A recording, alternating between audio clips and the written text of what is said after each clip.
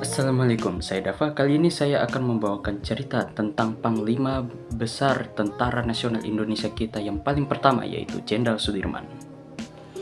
Penasaran dengan ceritanya? Berikut penjelasannya. Jenderal Besar TNI Anumerta Raden Sudirman lahir pada tanggal 24 Januari 1916. Ayahnya Karsid Kartawiraji merupakan seorang pekerja di pabrik gula Kalibagor Banyumas dan ibunya Siem merupakan keturunan Wedana Rembang. Sejak kecil, Sudirman diasuh oleh seorang camat bernama Raden Cokrosunaryo.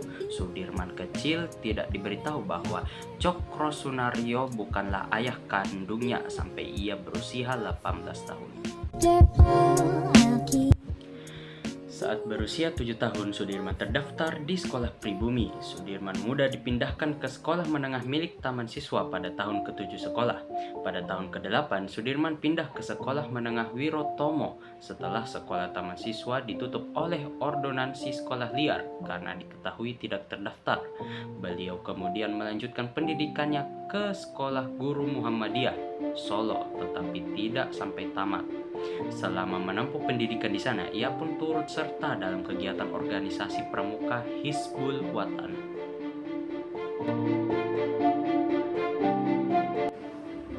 Pada tahun 1936, Sudirman kembali ke Cilacap untuk mengajar di sebuah sekolah dasar Muhammadiyah. Ia kemudian mengabdikan dirinya menjadi guru HIS Muhammadiyah Cilacap dan pemandu di organisasi pramuka Hizbul Wathan tersebut. Sebagai guru, Sudirman mengajarkan murid-muridnya pelajaran moral dengan menggunakan contoh dari kehidupan para rasul dan kisah wayang tradisional. Meski bergaji kecil, Sudirman tetap mengajar dengan giat. Dalam beberapa tahun, Sudirman diangkat menjadi kepala sekolah meskipun tidak memiliki ijazah guru.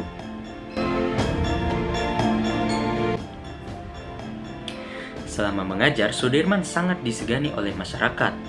Pada zaman penjajahan Jepang, tepatnya pada tahun 1944, Sudirman bergabung dengan Tentara Pembela Tanah Air (PETA) di Bogor.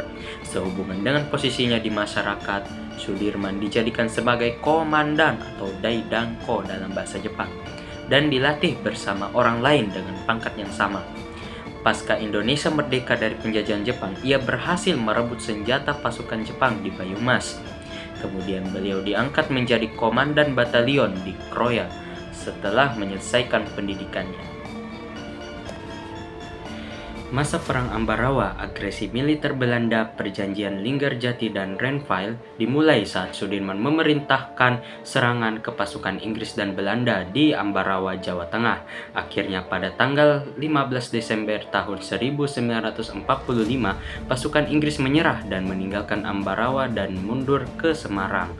Pada 25 Mei tahun 1946, ia diangkat menjadi Jenderal Panglima Besar Tentara Nasional Indonesia yang pertama.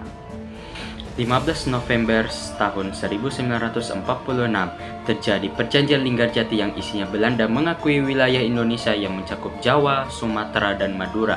Namun pada 20 Juli 1947, Belanda ingkar saat Jenderal Belanda Van Mook menyatakan tidak lagi terikat dengan tujuan perjanjian Linggarjati dan terjadi agresi militer Belanda I pada tanggal 21 Juli tahun 1947.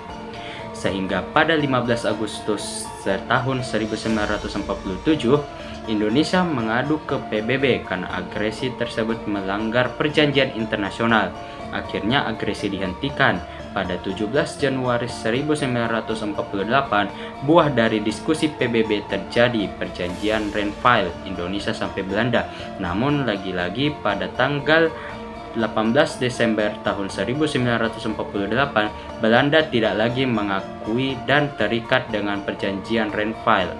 Segera pada tanggal 19 sampai 20 Desember tahun 1948, terjadi agresi militer Belanda II untuk melumpuhkan pusat pemerintahan Indonesia dan menguasai Indonesia kembali setelah perekonomian negara hancur karena kalah Perang Dunia Kedua.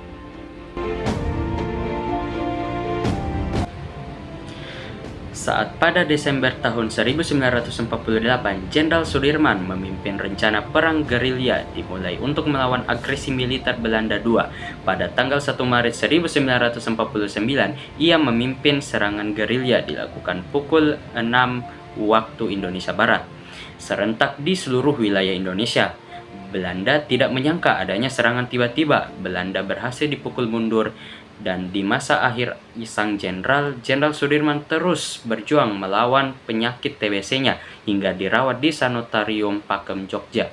Ada kabar baik yang diterima, yaitu pada tanggal 27 Desember tahun 1949, Belanda mengakui kedaulatan Indonesia melalui Republik Indonesia Serikat. Namun pada akhirnya pada 29 Januari 1950, Jenderal Besar Sudirman wafat di Magelang pada pukul 6:30 malam pada usia 34 tahun. Meskipun begitu, Jenderal Sudirman pernah berkata, "Kejahatan akan menang jika orang yang benar tidak melakukan apa-apa."